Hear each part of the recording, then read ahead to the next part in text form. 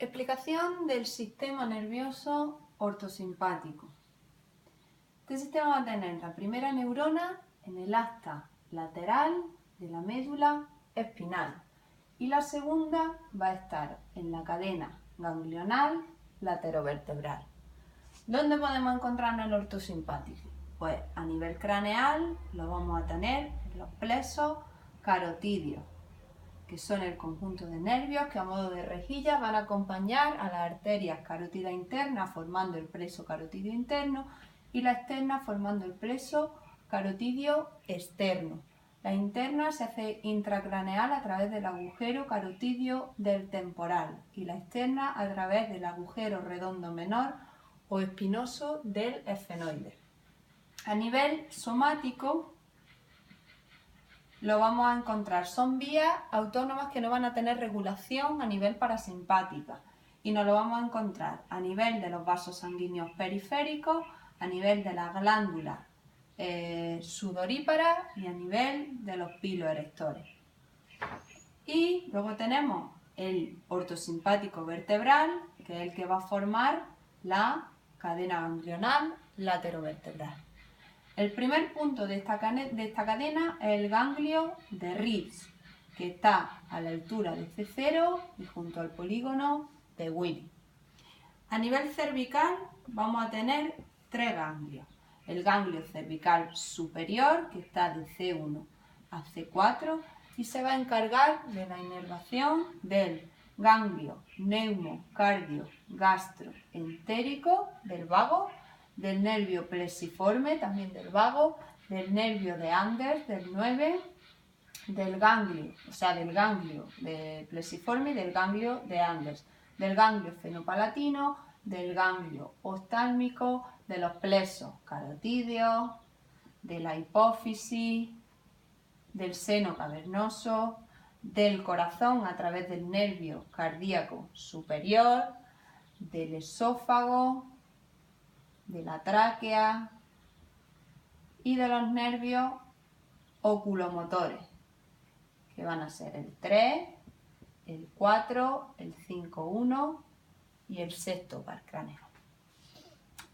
El ganglio cervical medio va a estar de C5 a C6 y nos va a dar el nervio cardíaco medio y el nervio tiroideo inferior.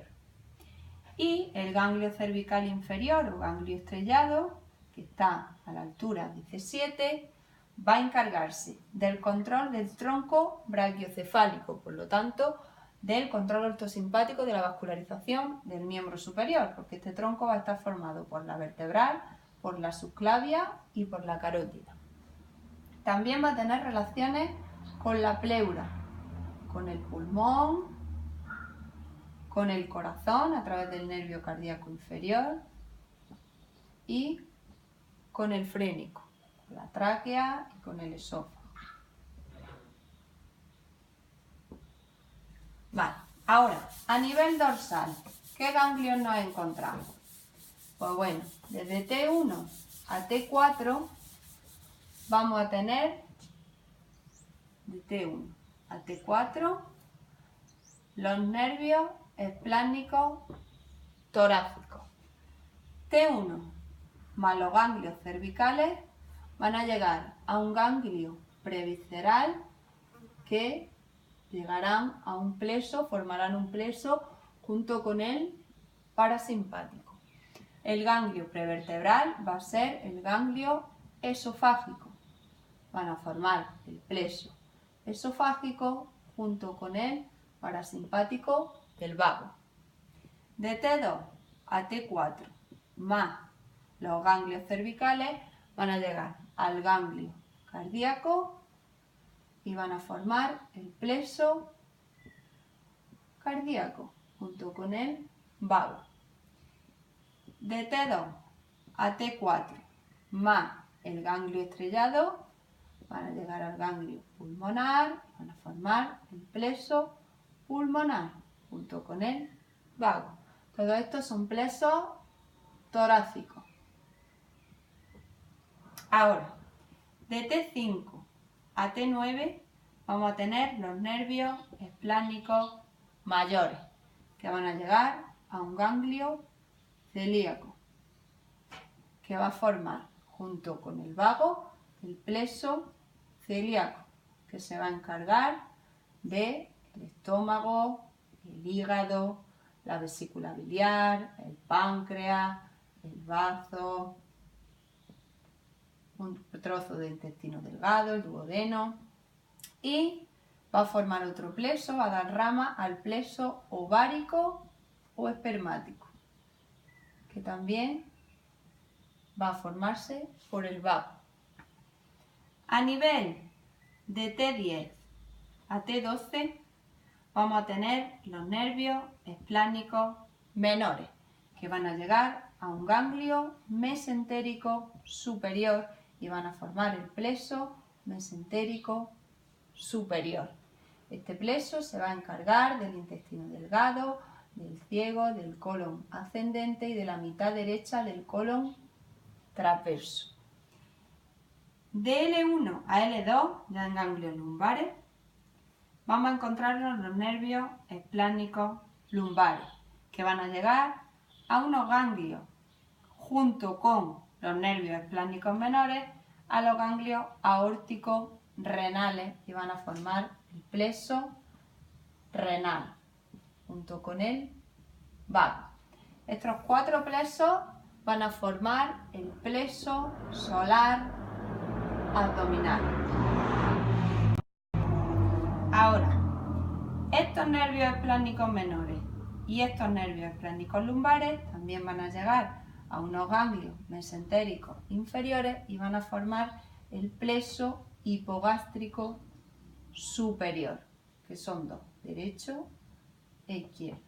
Y se va a encargar del colon transverso, la mitad izquierda, del colon descendente y del sigmoide. Y a nivel sacro vamos a tener de S2 a S4 los nervios esplánicos sacros, que ya tienen información parasimpática. Esta información parasimpática va a ir a este plexo hipogástrico y a los ganglios hipogástricos, formando el plexo hipogástrico inferior, junto con los lumbares. Este plexo hipogástrico inferior se va a encargar de los órganos de la pelvis menor, del recto, de la vejiga, del sigmoide. ¿Vale? Y para finalizar, para cerrar la cadena, tenemos a nivel del coxis el ganglio impar o ganglio cosígeo. A nivel de coxis, ganglio impar, que tiene una función neuroendocrina y de control de la presión de oxígeno en sangre junto con el seno carotidio, para encargarse de la regulación de la frecuencia cardíaca según el nivel de oxígeno en sangre. Y ya está.